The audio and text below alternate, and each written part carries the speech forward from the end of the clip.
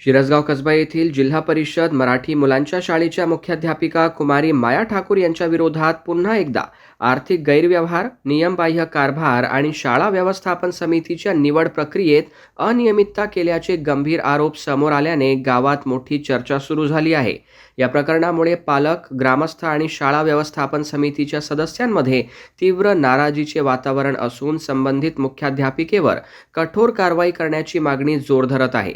स्थानिकांकडून करण्यात येणाऱ्या दाव्यानुसार यापूर्वीही सन 2023 मध्ये शालेय निधीच्या वापराबाबत झालेल्या चौकशीत सुमारे 1 लाख रुपयांचा आर्थिक गैरव्यवहार सिद्ध झाला होता।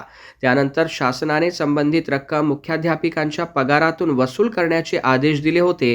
तसेच त्यांच्या कायमस्वरूपी वेतनवाढीवरही निर्बंध घालण्यात आले होते असा दावा केला जात आहे।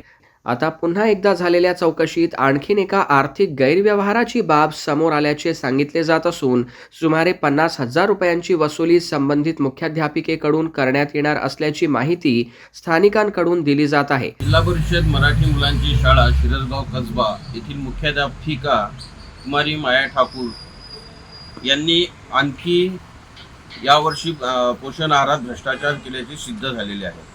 असाच गैरव्यवहार 2023ला सुद्धा झाला होता। त्यानंतर ग्रामपंचायतने ठराव घेतला की अशी मुख्याध्यापिका जी भ्रष्टाचारी आहे अशी नको आहे। सरकारने सुद्धा, शासनाने सुद्धा त्यांच्याकडून 1 लाख रुपये ते वसूल केले होते। त्यानंतर त्यांना वेतनवाढ थांबवण्यात आली होती त्यांची आणि ताकीद दिली होती। परंतु आता पुन्हा मी शाळा व्यवस्थापन समितीचा उपाध्यक्ष असताना मी स्वतः तक्रार केली एप्रिलमध्ये। त्याची चौकशीचा अहवाल आता आलेला आहे आणि या अहवालात सुद्धा आता त्यांनी 48,700 रुपयाचा गैरव्यवहार सापडलेला आहे। त्याचे स्पष्टीकरण देण्यात त्यांनी काही कसूर सोडली, पूर्णपणे आरोप फेटाळून लावले। परंतु शासनाकडून आता ही अपेक्षा आहे की अशा भ्रष्टाचारी व्यक्तीला इथून FIR दाखल करून तात्काळ त्यांची हकालपट्टी करण्यात यावी। कारण जिल्हा परिषद शाळेची एक तर पटसंख्या कमी होत आहे आणि इथली पटसंख्या चांगली आहे, वाढलेली आहे, पण अशा भ्रष्टाचारी व्यक्तीमुळे पुन्हा डाग लागलेला आहे। याआधी आता या वर्षी झालेल्या व्यवस्थापन समितीच्या निवड प्रक्रियेत सुद्धा त्यांनी असाच कारभार केला, मनमानी कारभार केला। शिक्षकांना विश्वासात न घेता एक शिक्षक प्रतिनिधी निवडला। माझ्या मते काही शिक्षक माझ्या संपर्कात आहे, त्यांचा विरोध आहे या गोष्टीला की आम्हाला न विचारता शिक्षक प्रतिनिधी निवडण्यात आला आहे म्हणून। आणि महिला आरक्षित पद नसते। व्यवस्थापन समिती जेव्हा सदस्य निवडून येतात ते ठरवतात की आपल्यातला अध्यक्ष कोण व्हावा।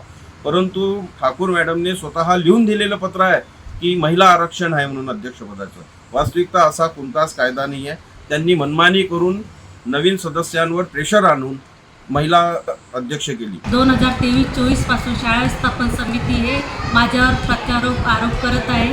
त्या आरोपमध्ये पहिले जे झालं होतं त्यांचे पूर्ण खुलासा देण्यात आलेला आहे। आताही यावेळी शाळा व्यवस्थापन समिती अध्यक्ष, उपाध्यक्ष यांनी माझ्यावर आरोप केलेला आहे। तेच त्यांनी मागच्या वर्षी गणवेशमध्ये घोटाळा केलेला होता, याही वर्षी त्यांनी गणवेशमध्ये घोटाळे केलेले आहे। त्याच्यावर काहीच नाही दाखवलेलं आहे आणि माझ्यावर नेहमी शाळेत अडथळे निर्माण करत आहे, गुणवत्तेवर लक्ष नाही, फक्त माझ्यावरच आरोप करत आहे। स्वतः पालक म्हणतात की तुम्ही फक्त शिक्षकाकडे पाहू नका, फक्त मुख्याध्यापकाकडे पहा, त्यांचं विद्यार्थ्याकडे अजिबात लक्ष नाही आहे, फक्त पोषण आहाराकडे हेच पाहत आहे। तर आता जे झालेलं आहे त्यांनी माझ्या ऑफिसवाल्यांनी जे स्पष्टीकरण मागितलं आहे त्यांना दिलेलं आहे आणि जे करण्यात आलं त्याची वसुली पूर्णपणे झालेली आहे।